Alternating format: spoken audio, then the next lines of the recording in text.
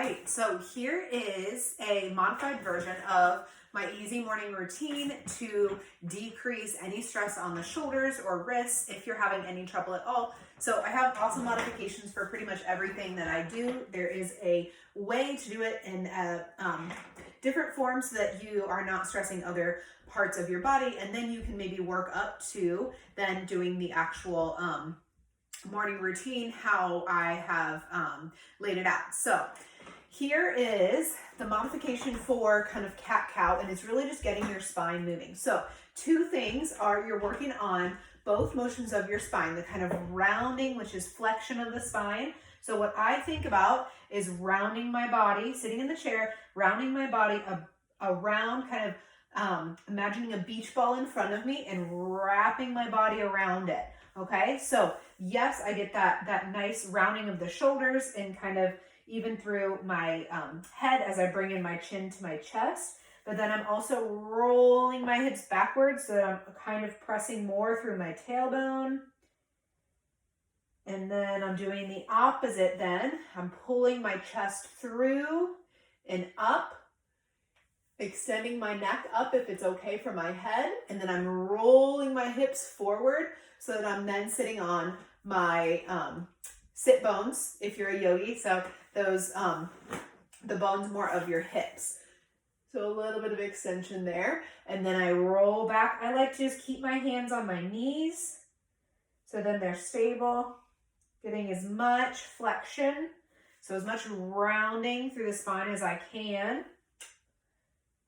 Drawing my lower abdominals up and in to help me get that last bit of flexion at my low back.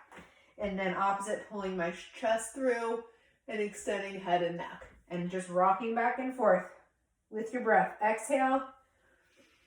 Inhale. Exhale. Inhale. Exhale. Inhale. Good. Okay, so just warming up the spine in that way.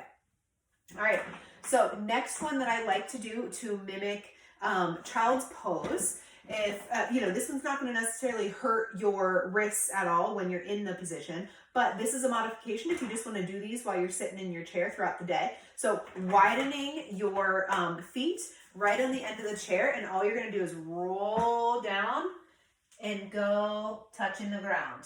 Okay, so basically your armpits are going to shoot to kind of land toward your knees. Depending on how far you get, that's the goal. Okay, so that way you're going to feel a nice stretch through the back of your hips like you do in child's pose. Okay, this is another good one if you need any modification for, you're not able to kneel on your knees. This is what I have my clients do.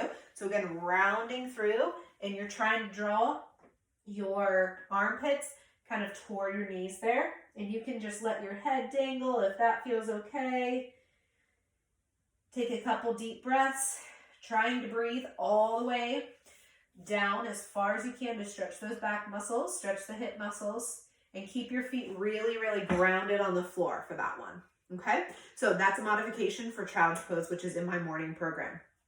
Okay, so the next one is my modification for downward dog. And again, if you can't get on the floor, this is what you're going to do, an easy way to do it. So you're going to get something about countertop height, back of a chair, whatever it may be. You're going to bend your knees and start to walk back, sticking your butt out, okay? So this time I'm keeping my back flat.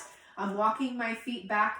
They're going to stay underneath my hips, so not in front of my hips, not way behind my hips so that I'm pushing through the chair, directly below my hips. So bend the knees, walk the hips back, stick your butt out, and then you're going to bring your chest down to the ground. Okay, keep the bend in your knees because a lot of times hamstrings are too tight that if you go to straighten your knees, you start to round the butt back, and see how that makes this arch in my back here. I don't want that. I want you to bend your knees and stick your butt out so that your back is nice and flat. You're just looking straight down to the ground, and a couple deep breaths here.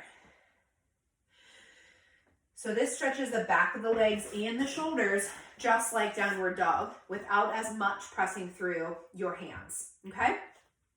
So the next one that I do in my morning program that involves kneeling and a little bit of a back bend, here is the modification. So that's called camel. This is a modification for camel.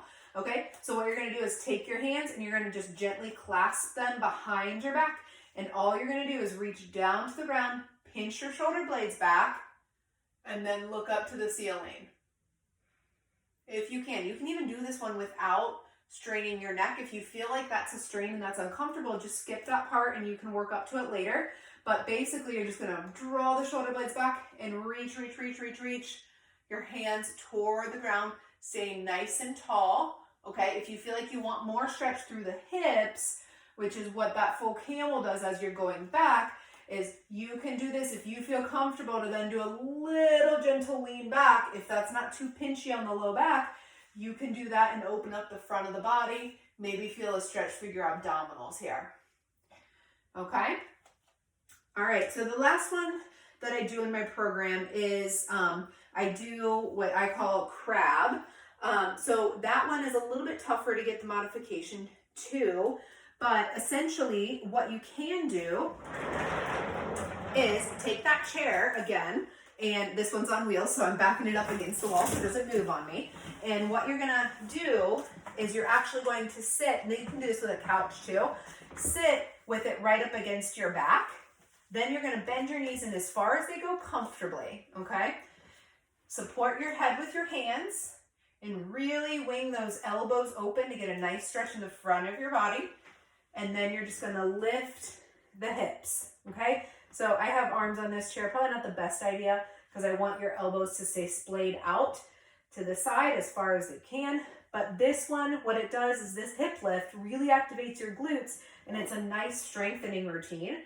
So I do this then to get my glutes activated, and I do this with my clients particularly because people have tight hip flexors, and this really loosens up the hip flexors and helps to activate lower abdominals, glutes, quads, all of that, all of those great supporting muscles of your core, and then come back down. Okay, so again, no weight bearing through your hands, which is really nice if you have any history of wrist problems or stiffness or anything like that. Okay, so there you go. That is the modification to my entire morning routine to make it better serve you and your body. So thanks so much. See you later.